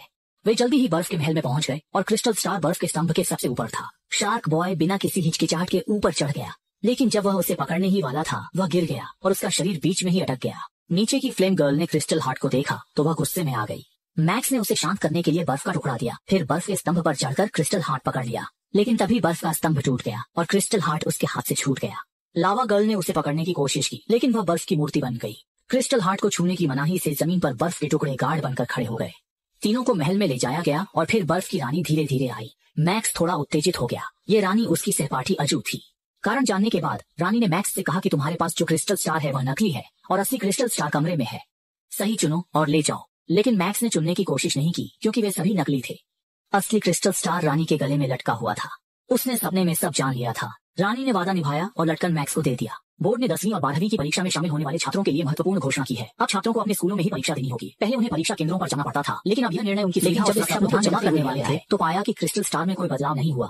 तभी लावा गर्ल बर्फ तोड़कर बाहर आई और कहा कि क्रिस्टल हार्ट का उपयोग केवल बर्फ की रानी कर सकती है। जब तीनों असमंजस में थे तो सामने की बर्फ की बारात अचानक टूट गई। कुछ प्लग्स ने सबको छेड़ना शुरू कर दिया। शार्क बॉय गुस्से में आ गया। उसे पता था कि यह इलेक्ट्रॉनिक डैड का जाल है, लेकिन वह अपने आवेग को नियंत्रित नहीं कर सका और पानी में कूद गया। लेकिन इलेक्ट्रॉनिक डैड ने पानी में इलेक्ट्रिक ईल डाल दी। जल्दी ही ईल ने शार्क बॉय को जकड़ लिया। बिजली के झटके से वह नदी के तल में डूब गया। लावा गर्ल को पानी से डर लगता था, लेकिन शार्क बॉय को बचाने के लिए उसने जान की परवाह किए बिना ठंडे पानी में छलांग लगा दी। उसने अपनी सारी ऊर्जा का उपयोग करके शार्क बॉय को बचा लिया। वह बेहोश हो गया। बेहोश पड़े दोस्तों को देखकर मैक्स ने गहरी पीड़ा के साथ आत्मचिंतन किया। चाहे सपने में हो या हकीकत में, वह एक बहादुर व्यक्ति बनेगा। तभी शार्क बॉय अचानक जाग गया। लावा गर्ल के मरने की खबर सुनकर वह बहुत दुखी हुआ। अब केवल ज्वालामुखी ही लावा गर्ल को बचा सकता है, इसलिए उसने अपनी जान की परवाह किए बिना लावा गर्ल को उठाया और ज्वालामुखी की ओर दौड़ पड़ा। मैक्स ने वहीं खड़े होकर सपनों को बदलना शुरू कर दिया, क्योंकि वह इस ग्रह का मालिक था। वह यहाँ की बुरी चीजें बदलना चाहता था। इस समय शार्क बॉय की गति भी बढ़ गई और वह तुरंत ज्वालामुखी पर पहुंच गया। फिर उसने लावा गर्ल को ज्वालामुखी में फेंक दिया। सपने में मार्क्स ने लावा गर्ल को आग से पुनर्जीवित किया, जिससे वह और भी शक्तिशाली हो गई। उसकी तेज रोशनी ने पूरे ग्रह को रोशन कर दिया। मैक्स के सपनों में बदलाव ने हकीकत को भी प्रभावित किया। लाल ग्रह पर उसे सुपर पावर मिल गई। उसने हाथ हिलाकर ग्लेशियर को समुद्र में बदल दिया और शार्क बॉय का सपना भी सच कर दिया। अब उसके पास शार्क सेना थी। इलेक्ट्रॉनिक डैड अब प्रतिद्वंद्वी नहीं था और जल्दी ही शार्क ने उसे पकड़ लिया। इस बीच मार्क्स ने जॉब्स को ढूंढ लिया। दोनों की अंतिम लड़ाई शुरू हो गई। स्टीव जॉब्स ने हाथ बढ़ाकर पिरान्हा पकड़ लिया। मार्क्स ने बाएं हाथ से बुलबुले छोड़े और सभी पिरान्हा को ले जाया गया। फिर उसने दाएं हाथ से तितलियों का झुंड छोड़ा। जॉब्स ने मुंह खोलकर एक बड़ा ततैया निकाला। दोनों पक्षों ने एक दूसरे पर जादू किया और मुकाबला बराबरी का रहा। मैक्स ने समझा कि यह लड़ाई अंतहीन है, इसलिए शांति की पेशकश की। फिर दो पत्थर के स्तंभों के बीच एक दोस्ती का छोटा पुल उगाया। लेकिन जब दोनों हाथ मिलाने वाले थे, पुल अचानक टूट गया और दोनों गिर गए। मैक्स ने अपने पैरों के नीचे की लकड़ी को उड़ने वाली मशीन में बदल दिया और नियंत्रण खो चुके जॉब्स की ओर उड़ गया। बचाए गए जॉब्स भावुक हो गए और उन्होंने दूसरों के सपनों को नष्ट न करने का फैसला किया। सब लोग लाल ग्रह के सामान्य होने पर खुश थे। इलेक्ट्रॉनिक डैड अचानक प्रकट हुआ और आसमान से डरने लगा। तब फैलाने के लिए वह धरती पर जाकर और बुराई करने की योजना बना रहा था। मार्क्स ने सपने से तुरंत कक्षा में वापसी की। इस समय इलेक्ट्रॉनिक पिताजी धरती पर पहुंचकर स्कूल की ओर बढ़ रहे थे। मैं एक छात्र और शिक्षक दोनों हूँ। मुझे पढ़ाना और सीखना बहुत पसंद है। जब सभी लोग असहाय थे, तब अचानक मार्क्स को एक उपाय सूझा। उसने हार को अपनी सहपाठी अजू के गले में डाल दिया। अजू सपने में बर्फ और बर्फ की रानी थी और उसे क्रिस्टल स्टार का उपयोग आता था। उसने अपना हाथ बढ़ाया, चमकदार ठंडक निकली और तुरंत ही इलेक्ट्रॉनिक पिताजी को जमा दिया। फिर उसका शरीर एक बड़े विस्फोट में बदल गया और बर्फ के टुकड़े आकाश में बिखर गए। दुश्मन को हराने के बाद सभी बहुत खुश थे और मैदान में जाकर बर्फ के टुकड़ों के साथ खेलने लगे। वास्तविकता और सपनों में मार्क्स दोनों ही कमजोर थे। इस सपने में उसने अंततः खुद को जीत लिया और एक बहादुर व्यक्ति बन गया। जब वह जागेगा तो उसके पास भी एक बहादुर दिल होगा। फिल्म यहीं समाप्त होती है। देखने के लिए धन्यवाद। मेट्रो का इंतजार करते समय बोरियत के कारण उसने शराब के कुछ घूंट ले लिए, लेकिन उसे नहीं पता था कि यह कदम एक महिला की जान लगभग ले लेगा। जब उसने आंखें खोली तो चुईशिया हैरान रह गई। अभी कुछ समय पहले तक भीड़भाड़ वाला प्लेटफॉर्म अब पूरी तरह से खाली था। क्या उसने मेट्रो छूट गई थी? इस सवाल के साथ वह जल्दी से पहली मंजिल की ओर बढ़ा। परिणाम स्वरूप, जैसा कि उम्मीद थी, कर्मचारी पहले ही काम छोड़ चुके थे और मुख्य द्वार को स्टील के दरवाजे से बंद कर दिया गया था। हेलो, जैसे ही चुईशिया सोच रही थी कि अब क्या करे, अचानक से आखिरी ट्रेन धीरे धीरे अंधेरे से निकलकर प्लेटफॉर्म पर आ गई। आवाज सुनकर चुईशिया जल्दी से हॉल से भूमिगत चली गई और मेट्रो चलने से पहले ही सुरक्षित डिब्बे में प्रवेश कर गई। इसी समय पीछे से एक काला साया चुपचाप उसका पीछा करते हुए गाड़ी में चढ़ गया। इस सब के बारे में चुईशिया को कुछ भी पता नहीं था। वह अपने अच्छे भाग्य पर खुश हो रही थी, लेकिन खुशी सिर्फ 3 सेकंड रही। मेट्रो ने चलना शुरू ही किया था कि अचानक एक तेज ब्रेक से रुक गई और दरवाजे भी सामान्य रूप से नहीं खुले। सभी संकेत यह बता रहे थे कि यह अगला स्टेशन नहीं था। अचानक हुई इस घटना के कारण चारों ओर कोई यात्री नहीं था। चुईशिया केवल 2 डिब्बे पार करके ड्राइवर के केबिन के पास पहुंची, ये पूछने की क्या ड्राइवर को मदद चाहिए, लेकिन कैटाई बहुत छोटी थी। चुईशिया कुछ स्पष्ट रूप से नहीं देख पाई। ड्राइवर खून से लथपथ था और उसमें जीवन की कोई निशानी नहीं थी। चुईशिया स्थिति को समझ पाती इससे पहले ही अगले ही पल पूरी ट्रेन लाइन में खराबी के कारण पूरी तरह से अंधेरे में डूब गई। जब वह स्तब्ध था, पीछे के डिब्बे से फिर से रोशनी आई। लग रहा था कि यह मोबाइल की टॉर्च थी। इसका मतलब था कि वहाँ और भी लोग थे। चुईशिया बहुत खुश हो गई। उसने पूछा कि क्या वह व्यक्ति मेट्रो को ठीक करने आया है या वह भी उसकी तरह एक बदकिस्मत यात्री है। काफी देर पूछने पर भी सामने वाले ने कोई जवाब नहीं दिया, बल्कि उसकी ओर कदम बढ़ा दिए। चुईशिया डर गई। उसकी अंतर्दृष्टि ने तुरंत भागने को कहा, लेकिन अत्यधिक तनाव के कारण वह फिसलकर जमीन पर गिर गई। जब दोनों के बीच की दूरी कम हुई तो चुईशिया ने देखा कि वह उसका सहकर्मी टाई शेंग था, जो अभी अभी उसका पीछा करते हुए ट्रेन में चढ़ा था। आमतौर पर कंपनी में ये लड़का हमेशा चुईशिया को घूरता रहता था। देवी को पाने के लिए उसने इस तरह की घटिया चाल का सहारा लिया ताकि वह देवी का दिल जीत सके।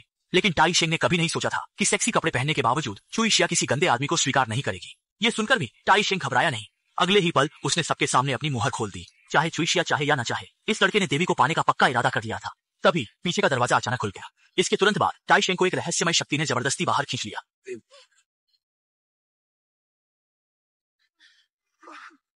वह ज्यादा सोचने का समय नहीं था। चुईशिया केवल एक डिब्बे से दूसरे डिब्बे को पार करते हुए ड्राइवर के केबिन का दरवाजा तोड़कर अंदर छिप गई। उसने अभी सांस भी नहीं ली थी कि दरवाजे के बाहर एक काला साया देखा। इस स्थिति में चुईशिया को अपनी जगह बदलते रहना पड़ा, लेकिन ऐसा लग रहा था कि सामने वाला उसे छोड़ने का इरादा नहीं रखता। जल्द ही चुईशिया फिर से मेट्रो स्टेशन पर पहुंच गई। स्थिति पहले जैसी ही थी। चारों ओर कोई कर्मचारी नहीं था। सभी दरवाजे मजबूती से बंद थे। उसी समय पीछे से फिर से एक अजीब आवाज आई। चुईशिया ने सिर निकालकर देखा तो उसने एक छोटे कुत्ते को देखा। जहाँ कुत्ता होता है वहाँ जरूर कोई होता है। सबसे जरूरी काम कुत्ते का मालिक ढूंढना था। छोटे साथी के गायब होने की दिशा में चलते हुए चुईशिया ने एक वेंटिलेशन शाफ्ट पाया। जैसा कि उम्मीद थी, अंदर एक बेघर जोड़ा मिला।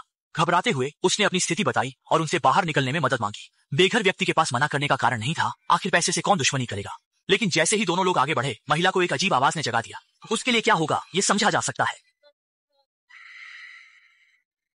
इस बीच चुईशिया और बेघर व्यक्ति स्टेशन पहुंचे और थोड़ी दूर पर अपने सहकर्मी टाई शेंग को देखा। दोनों ने स्थिति देखकर बचाव कार्य शुरू किया।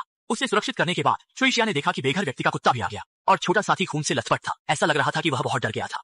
थोड़ी सोच के बाद बेघर व्यक्ति तेजी से अपनी प्रेमिका की ओर भागा। परिणाम स्वरूप वह देर कर गया और वेंटिलेशन हो गया। केवल खून के निशान खींचे जाने के थे। अंदर की गर्लफ्रेंड का कोई अता पता नहीं था। उसे पता था कि गर्लफ्रेंड शायद अनहोनी का शिकार हो चुकी है, लेकिन मरने के बाद भी बदला तो लेना ही था। खून के निशान का पीछा करते हुए वह उस अंधेरी सुरंग में पहुंचा जहां निशान गायब हो गए। दूसरी ओर आयरन किडनी भी अत्यधिक खून बहने के कारण मर चुका था। जब क्यूएक्सिया सोच रही थी कि कैसे बाहर निकला जाए तो उसने दीवार पर एक कम्युनिकेशन डिवाइस देखा। उसने कॉल बटन दबाया और आश्चर्य की बात यह है कि यह सिक्योरिटी रूम से जुड़ गया।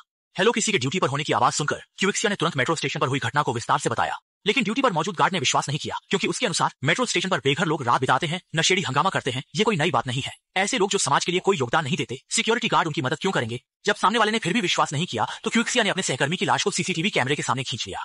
खून बहने की घटना देखकर गार्ड ने आखिरकार समस्या की गंभीरता को समझा, लेकिन जैसे ही वह पुलिस को बुलाने की तैयारी कर रहा था, एक बड़ी हाथ ने चाकू से उसका गला काट दिया। इंटरकॉम से चीखने की आवाज सुनकर क्यूइक्सिया को पता चला कि गार्ड भी अनहोनी का शिकार हो चुका है। वह पागल की तरह उस बेघर व्यक्ति से मिलने दौड़ी और संयोग से वह मिला जब वह अपनी गर्लफ्रेंड का बदला लेने जा रहा था। अगर सब ठीक रहा तो जल्द ही कुछ अनहोनी होने वाली थी। एक महिला मेट्रो में सफर कर रही थी जब उसने अचानक देखा कि एक राक्षस शिकार कर रहा था। क्यूइक्सिया डर के मारे इधर उधर भागने लगी।